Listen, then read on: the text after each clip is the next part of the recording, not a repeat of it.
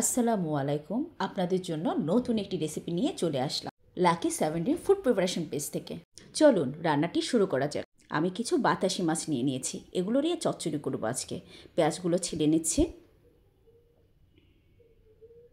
পেঁয়াজগুলো ছিলে আমি কুচিয়ে নিচ্ছি। পেঁয়াজ নিতে হবে কুচি করে 1.5 কাপের মতো।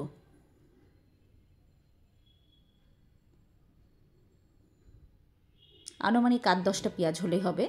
এরপর আমি কুচি করে ঠিক পেঁয়াজের মতো করে আলুগুলোকেও কুচিয়ে নেব। আলুর পরিমাণ 2টো হলেই হবে। পেঁয়াজগুলোকে এবার কড়াইতে নিয়ে নিচ্ছি। এর ভিতরে হলুদ পরিমাণ মতো, মরিচ পরিমাণ মতো, সামান্য পরিমাণ লবণ, স্বাদ মতো, আর রসুন নিয়ে নিলাম। কাঁচামরিচও নিয়ে নিলাম। অনেকে ঝাল বেশি খায়, আমি একটু ঝাল বেশি খাই, তাই কাঁচামরিচটাও দিয়েছি। এগুলো সবগুলো একসাথে ভালো করে মেখে নিতে হবে। আমি যতক্ষণ না এই পেঁয়াজ থেকে পানি বের হচ্ছে ততক্ষণ পর্যন্ত এটাকে মেখে নিব।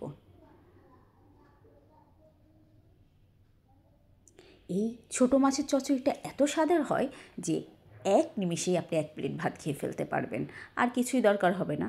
আর ছোটো মাছের চচ্চড়িতে এমনি আমাদের বাঙালিদের জন্য অনেক বেশি সুস্বাদু। এবার আমি আলু নিয়ে নিচ্ছি, আলুটাও এর সাথে দিয়ে মেখে নিব। এই তো আমি একসাথে দিয়ে মাখিয়ে নিচ্ছি, যাতে করে মশলাগুলো সম্পূর্ণভাবে এর ভিতরে ঢুকে যায়।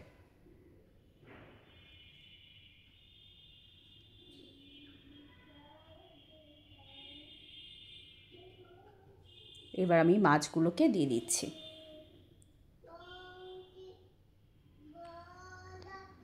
মাছগুলো এর সাথে মাখিয়ে নেব, কিন্তু এটা বেশি চটকাতে হবে না, মাছ তো এমনিই নরম, যা শুধু এটার সাথে হালকা করে একটু মেখে নেব।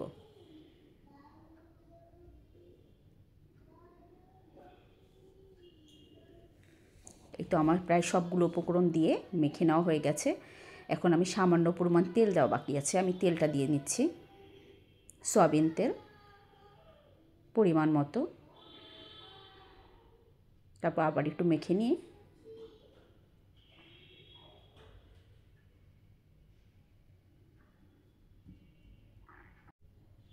মাখানো হয়ে গেছে। এখন আমি এর ভিতরে পরিমাণ মতো পানি দিয়ে দিব।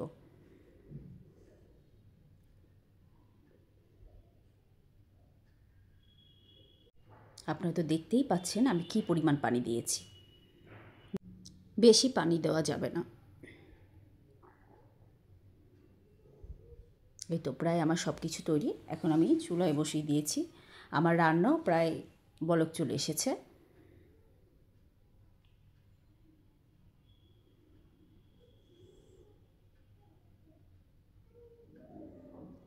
কিছু কোচানো টমেটো আমি মাছের উপরে দিয়ে দিচ্ছি।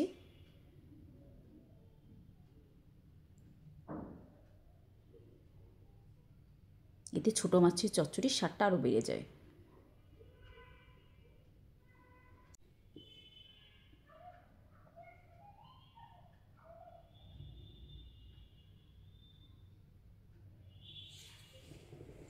ভিডিওতে অনেক সময় মাছের যে অরিজিনাল কালারটা ওইটা কিন্তু আসে না।